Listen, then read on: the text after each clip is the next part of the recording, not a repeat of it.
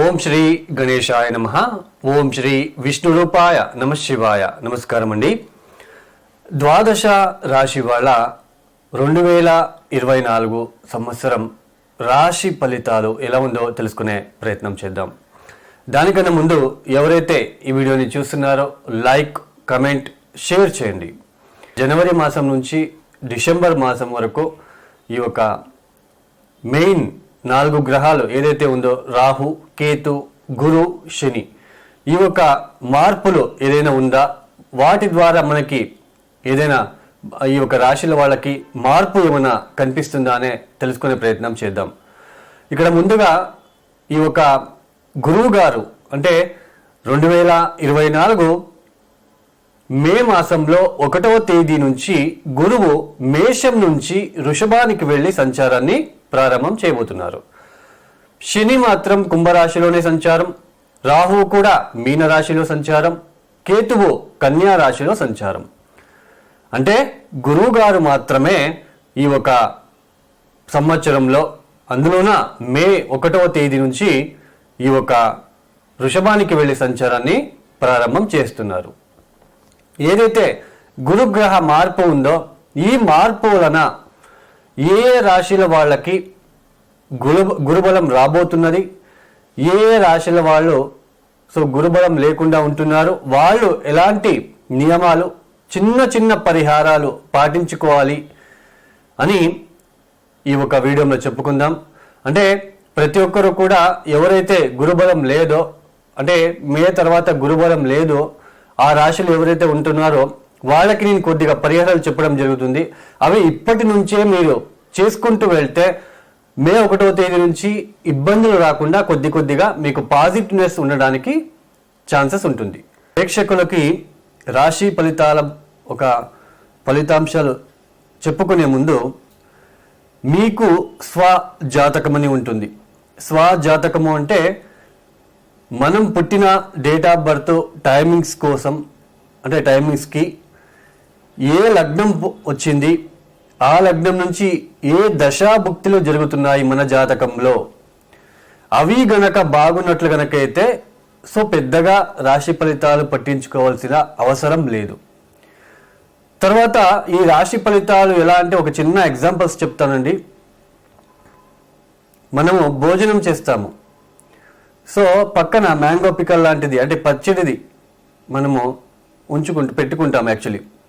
Why? Because మనకి అన్నంలో కావచ్చు, కూరలో కావచ్చు, సాల్ట్, కారం సరిపోకపోతే ఈ మ్యాంగో పికల్ ద్వారా మనము టేస్ట్ని తీసుకుంటాం.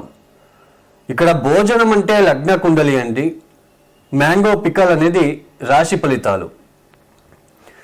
బై ఛాన్స్ దశాభుక్తి బాలేనప్పుడు, అంటే భోజనం బాలేనప్పుడు మ్యాంగో పికల్స్కి మనము దాన్ని తీసుకుంటాం. అంటే ఇక్కడ దశాభుక్తి బాలేదు, గోచారంలో అట్లీస్ట్ గురుబలం ఉన్నా, శని బలం ఉన్నా, అప్పుడు కొద్దిగా దశాభుక్తి బాలేదు కాబట్టి ఇది కొద్దిగా మనకి సహాయం చేస్తుంది. అయితే ఈ యొక్క రాశి ఫలితాలు మనము ప్రారంభం చేద్దాం. తదుపరి రాశి వృశ్చిక రాశి. ఈ వృశ్చిక రాశి వాళ్ళకి గ్రహ సంచారం, గ్రహ స్థానంలో ఏ స్థానంలో ఉంటున్నారు తెలుసుకుందాం. వృశ్చిక రాశి వాళ్ళకి చతుర్థ శని, అర్ధాష్టమ శని ఉంటున్నాడు. ఈ మొన్న అంటే 2023 అక్టోబర్ వరకు కూడా రాహుతో పాటు గురువు మేషరాశిలో సంచారం. అక్టోబర్ అయిన తర్వాత మనకి ఇక్కడ పంచమానికి వచ్చేసాడు రాహు. కేతువు కూడా మనకి అక్టోబర్ మొన్నటి వరకు ఆయన తులలో సంచారం చేశారు, అంటే 12వ స్థానంలో. ఇప్పుడు లాభస్థానానికి వెళ్ళి సంచారం చేస్తున్నారు. 2024 మే 1వ తేదీ వరకు కూడా మనకి గురువు గారు షష్ఠ స్థానం అంటే 6వ స్థానంలోనే సంచారము. 2024 మే 1వ తేదీ నుంచి మే 1వ తేదీ తర్వాత సప్తమానికి రాబోతున్నారు. అంటే మే 1వ తేదీ వరకు కేతు బలం మాత్రమే ఉంటుంది. మే 1వ తేదీ తర్వాత కేతువుతో పాటు గురుబలం కూడా రాబోతున్నది. ఈ వృశ్చిక రాశి వాళ్ళు చాలా రోజుల నుంచి అప్పులు ఎక్కువ చేసుకోవడము, గృహంలో చాలా ఒడిదొడుకులు, ఇబ్బందులు, ఆరోగ్య సమస్యలు, ఆరోగ్యంలో చాలా ఇబ్బందులు అయితే మీరు ఫేస్ చేసి ఉంటారు. కుటుంబంలో అందరికీ ఒకేసారి ఏదైనా ఇబ్బందులు, చిన్నపాటి ఆరోగ్య ఇబ్బందులు, కుటుంబంలో శాంతి అనేది లేకపోవడం లాంటివి, ఇలాంటివన్నీ మీరు చూసుంటారు. తర్వాత స్థాన మార్పిడి కూడా జరిగి ఉంటుంది మీకు. ఈ 2023లో స్థాన మార్పిడి అనేది ఖచ్చితంగా జరిగి ఉంటుంది. ఎవరైతే ఈ వృశ్చిక రాశిలో పుట్టిన స్త్రీలకు వాళ్ళ భర్తకు కుదరకపోవడము, వృశ్చిక రాశిలో పుట్టిన స్త్రీలకు, ఎందుకంటే భర్త అంటే మీన్స్ మనకి ఇక్కడ గురువు గారిని తీసుకుంటాం కాబట్టి గురువు 6వ స్థానంలో ఉంటున్నాడు కాబట్టి కొద్దిగా ఈ స్త్రీలకు భర్త ద్వారా కొద్దిగా ఒక ఇబ్బందులు, అంటే భర్తను చూస్తే కొద్దిగా ఇబ్బందులు పడడం లాంటివి, లేదా వీళ్ళ భర్తకి ఉద్యోగంలో ఎక్కువ స్ట్రెస్ లాంటివి ఉండడము, భార్యాభర్తల మధ్య వీటి వలన డిస్టర్బెన్స్ రావడం కూడా మనకి ఇక్కడ కనిపిస్తూ ఉంటుందని చెప్పుకోవచ్చు. వృశ్చిక రాశిలో పుట్టిన పురుషులకు ఈ యొక్క సంతానం పట్ల ఆలోచన, చిన్నపాటి ఈ యొక్క కుటుంబం పట్ల ఆలోచన, తర్వాత ఎక్కువ అప్పులు చేసుకోవడం ద్వారా ఇబ్బందులు, ఇవన్నీ కూడా మీరు ఫేస్ చేశారు. అయితే 2024 మే తర్వాత మనకి సంపూర్ణంగా గురుబలం రాబోతున్నది.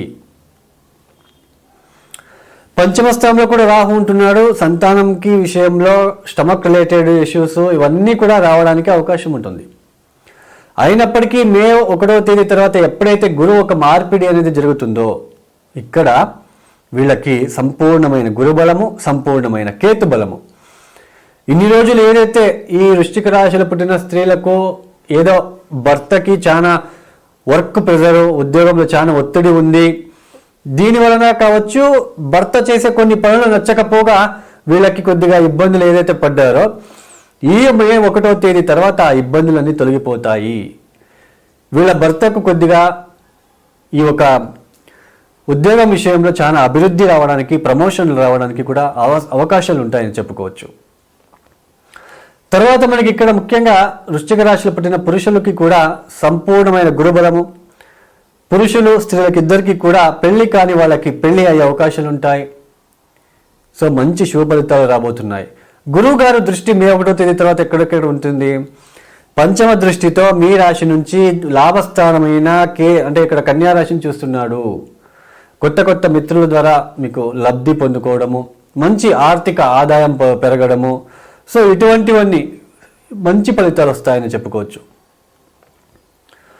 తర్వాత మనకి ఇక్కడ వృశ్చిక రాశిలో, అంటే ఇక్కడ మనకి వృశ్చిక రాశి వాళ్ళకి గురువు గారు తన ఒక సప్తమ దృష్టితో మీ యొక్క రాశిని చూడడం అనేది పీస్, అంటే మంచి పీస్ఫుల్ ఇస్తుంది. లైఫ్ని ప్రశాంతంగా ఉంటారు, ప్రశాంతమైన జీవితాన్ని గడపడానికి అవకాశాలు ఉంటాయి. తర్వాత భార్యాభర్తల మధ్య సఖ్యత ఏర్పడుతుంది. తర్వాత సమాజంలో మంచి పేరు గుర్తించుకోవడానికి, మంచి పేరు రావడానికి అవకాశాలు ఉంటాయి. తర్వాత గురువుగారి దృష్టి నవమ దృష్టితో ఎక్కడ చూస్తున్నాడు, తృతీయాన్ని చూస్తున్నాడు. సో సమాజంలో నేను ఆల్రెడీ చెప్పేశాను, సమాజంలో కావచ్చు, పక్కింటి వాళ్ళతో కావచ్చు మంచి సఖ్యత పెరుగుతుంది, మంచి అభివృద్ధిలోకి వస్తుందని చెప్పుకోవచ్చు. తర్వాత సోదరుల మధ్య ఉన్న కొన్ని భిన్నాభిప్రాయాలు కూడా తగ్గడానికి అవకాశాలు ఉంటాయని చెప్పుకోవచ్చు. అంటే గురుబలం రాబోతున్నది, కేతుబలం ఉంటున్నది, కొద్దిగా వృశ్చిక రాశి వాళ్ళకి బాగుంటుంది. ఈ గత 2023-24 మే 1వ తేదీ వరకు ఏదైతే వీళ్ళు ఇబ్బందులు పడుతూ ఉన్నారో వాళ్ళకి సో చాలా ప్లస్ పాయింట్గా మారుతుంది, మేలు కలుగుతుంది అని చెప్పుకోవచ్చు. అయితే ఈ శని వలన, రాహు వలన ఇబ్బందుల నుంచి తప్పించుకోవడానికి మీరు ఖచ్చితంగా శనికి సంబంధించిన, అంటే ఇనుపుతో చేసిన ఏదైనా, అంటే ఇప్పుడు బీరువా లాంటివి, ఇనుపుతో చేసిన బీరువాని ఎవరికైనా డొనేట్ చేయడము, నల్ల వస్తువులని అయ్యప్ప దీక్షలో ఉన్న వాళ్ళకి ఇవ్వడం లాంటివి, లేదా నూనెతో చేసిన తీపి పదార్థాలని ఆవులకి తినిపించడము, శనిదేవుడికి లేదా ఈశ్వరుడికి నల్ల నూనెతో చేసిన అభిషేకం చేయించడము. సో ఇటువంటివన్నీ ప్రతిరోజు హనుమాన్ చాలీస పఠనం చేసుకోవడం లాంటివి చేసుకుంటే చాలా బాగుంటుంది. ఇంకోటి వృశ్చిక రాశిలో పుట్టిన వాళ్ళకి 4వ స్థానంలో ఉంటున్న అర్ధాష్టమ శని వల్ల బద్ధకం బాగా ఉంటుంది, ఎప్పుడు పడుకోవాలి అని అనిపిస్తూ ఉంటుంది మీకు. సో అందుకే ఈ శని దోషం నివారణ కోసం ఇది చేసుకోండి. ప్రతిరోజు ఓం నమః శివాయ చదువుకోవడము, సో ఇటువంటివి చేసుకోండి. పంచమ స్థానంలో ఉంటున్న రాహు వలన అంబాభవానికి మొక్కుకోండి. అమ్మవారికి బాగా కొబ్బరి బొండం నీళ్ళతో కావచ్చు, జలాభిషేకం లాంటివి చేయించుకోవడానికి ప్రయత్నం చేయండి. నల్ల మినుములతో చేసిన వడలను ఆంజనేయ స్వామి వారికి హారంతో 108 హారం చేసుకొని వేయడానికి ప్రయత్నం చేయండి.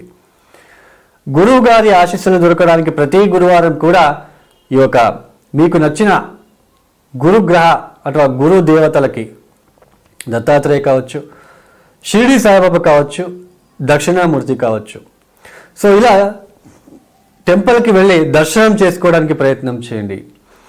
108 శనగహారంతో చేసిన ఆహారాన్ని మనకి ఇక్కడ విఘ్నేశ్వరుడికైనా లేదా సాయిబాబాకైనా వేయడానికి ప్రయత్నం చేసుకోండి. ఖచ్చితంగా శుభ ఫలితాలు అందుకుంటారు. ఈ యొక్క వీడియో మీకు నచ్చితే లైక్, కమెంట్, షేర్ చేయండి. సర్వే జనో సుఖినో భవంతు. ధన్యవాదములు.